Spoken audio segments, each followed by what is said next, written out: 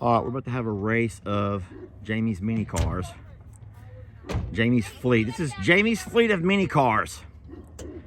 Kim's getting up front. All right, we got a whole shift going on. We got Stephanie and Brienne over in on the white car. We have Jamie and Kim, sister Kim, in the black ride. I will drop my hat, and that's the official sign of go. Make sure you're in the drive, the D. Where are we racing to? Past me. Yeah. On your... Tell me when. We need some time to get going. Here we go. On my hat. You ready, ladies? On your mark. Get set. Go. Oh my gosh. Oh my gosh. Oh my gosh. Oh my God! I don't know. That was a close. Oh, there goes my ride.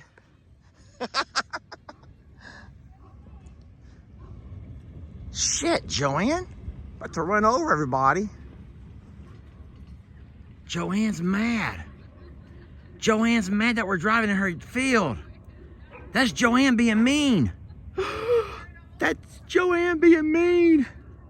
Oh my gosh. That's hilarious. Stephanie's hiding. Stephanie's hiding from Joanne. Yeah, don't stop. Let me in.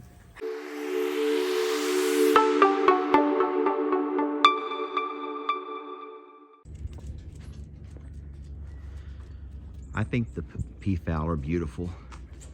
How lucky were we to get one male and one female? Seriously, whenever Jason, Brooke, and Mary Carl over at Cog Hill Farm sent these babies over, they were just babies, and you know, when they're young, you can't tell the sexes. You have no idea who's male, who's female. And it wasn't until they were here for several months that Mary Carl was watching one of the videos and began to identify out of our two that one was male, one was female. So how lucky were we? And sure enough, now you can tell easily because the feathers have all changed and the male has really pretty patterns. And the female, I'm sorry to say this, but the female is just kind of dull and drab. Now you guys do know that in nature, let me find something better to video than this. You know that in nature though, that's the way it is. In every species except for humans, I'll say it again, in every species except for humans, the females are not usually as attractive as the males. Males are usually a lot more attractive. Now, humans are not, yeah, that doesn't apply to humans, obviously. You can see Billy right there. There's nothing cute about Billy or any of us men. But with birds, the females are always drab and dull, and the males are always the most attractive and just kind of flamboyant. Can I say flamboyant? And the reason for that is because, two reasons really. Number one, the male has to be able to attract the female. And so a female is usually a lot more attracted to, there's a peafowl. The females are normally more attracted to the males when they have brighter colors. And you get it. And secondly, predators are also drawn to those same bright colors. And so you don't want to get your females caught, eaten, hurt by predators, right? So instead, the males take that. The males will kind of play that role in nature to be the ones to get eaten so as the females can live, protect their young, and have more babies so as the species live on. It's a really beautiful story. So you're a good-looking bird, Cornholio. Yes, you are. You're a lot better looking than all these other birds around here. But remember, if a big bad wolf comes, you're gonna wish you looked more like them over there. So Ben just runs in the house because he's out feeding, and guess what? He has company, and he can't make them leave. So the problem with this over here is that it's feed time, and they will get into our feed room and tear everything up. They're already found. Oh, Ben, look. Oh my gosh, Ben. So you're gonna have to take that feed, Ben. Put that feed. They're never gonna leave. Put that feed in the side-by-side and drive it back over to PawPaw's house and let him just pour it out in his yard. That would be hilarious. Just pour it out in PawPaw's yard, okay? Don't. Yeah. You taking the four-wheeler? Yeah, I'm gonna take the 4-wheeler. Here, just put those off. That was gonna be funny, Ben. And pour it right out in his front yard. Now the thing is, my mom is not home. Yeah, I dropped her off at the airport this morning. Yeah, my mom's traveling. Careful, Ben. My mom is traveling, and so that's why my dad's not really following any of the normal rules, because even my dad has rules to follow. Guys, you're tearing my barn all up. Trixie, move. Go ahead, Ben. She has to move. Just go, Ben. Just easy. Oh, I'm so upset. Everyone always talks about why does Trixie limp around, and that's why she limps around right there, because she constantly gets run over because of all of her bad habits. And so, friends, do not say, you should contact Cesar Millan. Guys, stop. Let's get these goats out of here first. Shake it, Ben. Keep shaking. Keep shaking it, Ben. Oh, Lord.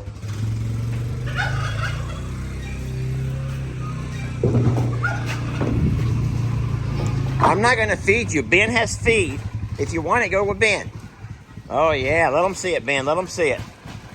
There you go. Let them see it, Ben. Oh, yeah. All right, easy, Ben. Don't run over them. All right, now keep shaking, Ben. Y'all follow Ben home. Don't make me have to get screaming and hollering. Trixie, please. Trixie. There you go, Ben. That's how you do it. That's how you do it, Ben. Oh, please, donkey dang it. Keep shaking it, Ben. Yeah, whenever my mom leaves and travels, shoot! Come on, y'all, go, go, go, go, go, go. Keep shaking it, Ben. What have they found there? Keep shaking, Ben. All rules go out the window. And my dad, even though he takes the goats down to the back every day, how'd they find that food? I spilt it. Oh, you spilt some. Yeah, they're not going to leave right now. All right, just go up and get PawPaw then. Tell him to come get his goats. He's asleep. And that's another thing my dad would never do if my mom was not traveling. So Gigi travels and PawPaw. I'm trying to work on a video here, Donkey Dan.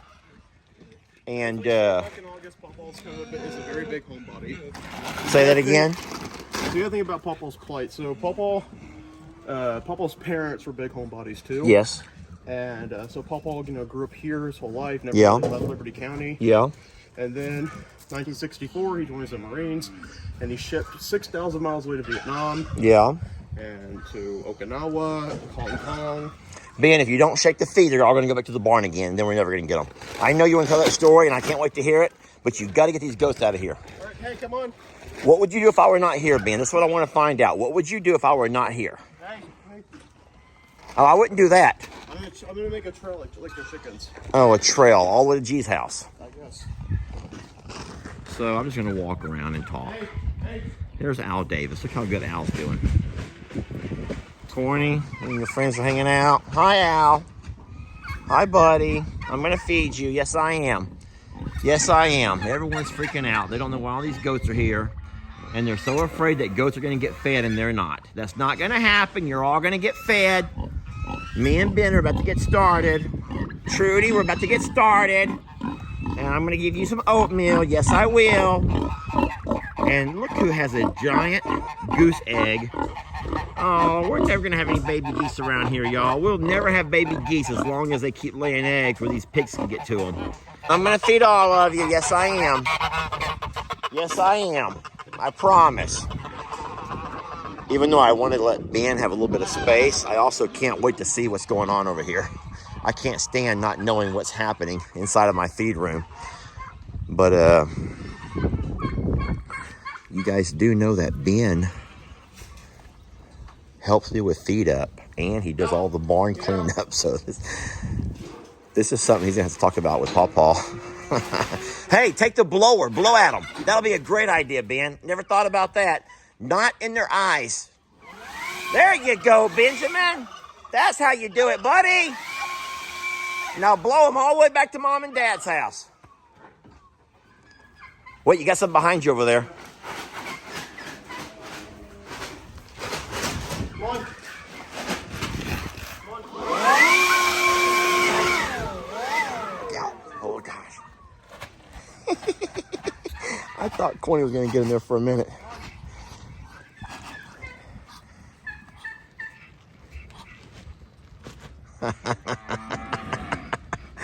Who would want this lifestyle, y'all? I'm serious.